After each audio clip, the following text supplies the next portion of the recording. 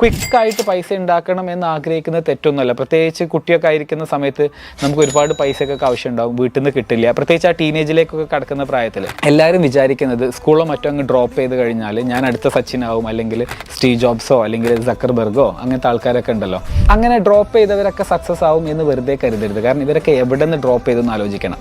Sachin 10ാം class തോറ്റതാണെന്നുണ്ടെങ്കിലും Sachin 16ാം വയസ്സിൽ Indian ടീമിൽ കളിച്ചിട്ടുണ്ട്. ഇനി അതല്ല, ഈ സ്റ്റീവ് ജോബ്സും മറ്റുള്ളവരൊക്കെ അവരുടെ പഠനം നിർത്തിയെന്ന് പറയുകയാണെങ്കിലും അല്ലെങ്കിൽ മറ്റൊക്കെ ചെയ്തു എന്ന് പറയുമ്പോൾ അവർ നിർത്തിയ ഇൻസ്റ്റിറ്റ്യൂഷൻസ് ഏതാണെന്ന് നോക്കണം. സ്റ്റാൻഫോർഡോ ഹാർവാർഡോ അല്ലെങ്കിൽ ലോകത്ത് ഇന്ന് ഒരു ടോപ്പ് ലെവലിൽ നിൽക്കുന്ന ഇൻസ്റ്റിറ്റ്യൂഷൻസിന് അവരെ ഉൾക്കൊള്ളാൻ കഴിയാഞ്ഞിട്ടോ അല്ലെങ്കിൽ ആശയങ്ങൾ ഉൾക്കൊള്ളാൻ കഴിയാഞ്ഞിട്ടോ ഒക്കെയാണ് അവർ നിർത്തുന്നത്. ജെഫ് ബെസോസിനെ കുറിച്ച് പറയുകയാണെന്നുണ്ടെങ്കിൽ പുള്ളി 10ാം ക്ലാസ്സിലെ പുള്ളിയുടെ സെൻഡ് ഓഫ് സെറിമണിക്ക് ഫ്രണ്ട്സിനോട് പറയുന്നത് സീ യു അറ്റ് സ്പേസ് എന്ന്, ബഹിരാകാശത്ത് വെച്ച് നമുക്ക് കാണാമെന്നൊക്കെയുള്ള രീതിയിലൊക്കെയാണ് പറയുന്നത്.